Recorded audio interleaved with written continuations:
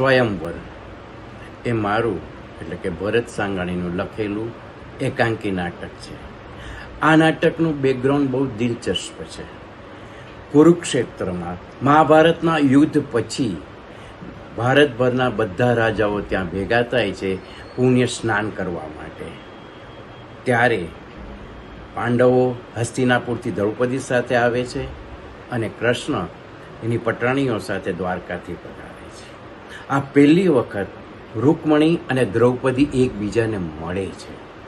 ત્યારે રૂકમણી અને દ્રૌપદી વચ્ચે કેવી વાતચીતો થાય, એ લોકોનો મનોભાવ કેવા હોય, એ લોકોનો બંને વચ્ચે જે એક સામાન્ય પાત્ર કૃષ્ણ એ લોકોના જીવનમાં જે અગત્યનો ભાગ ભજવ્યો છે, એ બે સ્ત્રીઓ એ જ્યારે વાત કરતી હોય ત્યારે કઈ રીતે વાત કરતી હોય એ મનોભાવને વ્યક્ત કરતું આ નાટક મેં લખ્યું છે. બે પાત્રી નાટક છે. દ્રૌપદી રૂકમણીની છાવણીમાં આવે છે અને એને પૂછે છે કે અને એકબીજાને સંબંધ માટે વિશે વાતચીતો કરે છે. ત્યારે બંનેના મનોભાવમાં એકબીજા સાથે વાત કરતાં કરતાં એક તાદાત્મ્યતા એ લોકો વચ્ચે સર્જાય છે.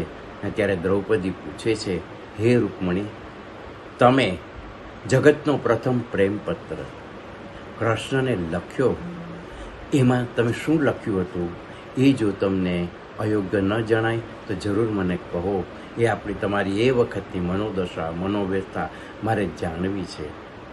રૂકમણી દ્રૌપદી સામે જોઈને કહે છે, હવે તો આપણે સખી થઈ ગયા. જરૂર મને એ શબ્દો, એ પ્રથમ પત્ર આજે બી યાદ છે.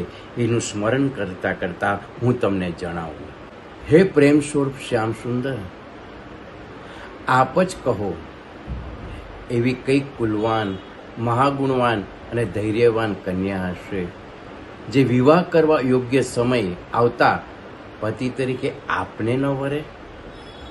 તેથી હે પ્રિયતમ, મેં આપને પતિ રૂપે સ્વીકારી લીધા છે. હું તમને મનોમન આત્મસમર્પણ કરી ચૂકી છું.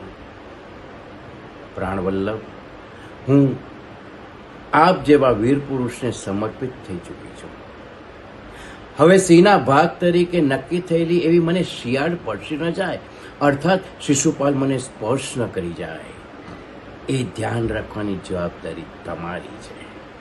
તમે મારા પર પ્રસન્ન હો તો ભગવાન શ્રી કૃષ્ણ અહીં પધારીને મારું પાણી ગ્રહણ કરો.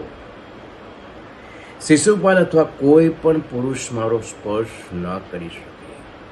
શિશુપાલ તથા જરાસંઘની સેનાઓનું મંથન કરીને હરાવીને મારું પાણી ગ્રહણ કરો. હે ભગવાન, શંકર જેવા મોટા મોટા મહાપુરુષો પણ આત્મશુદ્ધિ માટે આપના ચરણરજનો સ્નાન કરવા ઈચ્છે છે. એવા જો હું આપનો તે પ્રસાદ, આપની તે ચરણરજ પ્રાપ્ત ન કરી શકી તો વ્રત દ્વારા આ શરીરને ક્ષીણ કરીને પ્રાણોનો ત્યાગ કરીશ. ભલે તેના માટે સેંકડો જન્મ કેમ ન લેવા પડે, ક્યારેક તો આપનો એ પ્રસાદ અવશ્ય મળશે જ. દ્રૌપદી, અદ્ભુત અદ્ભુત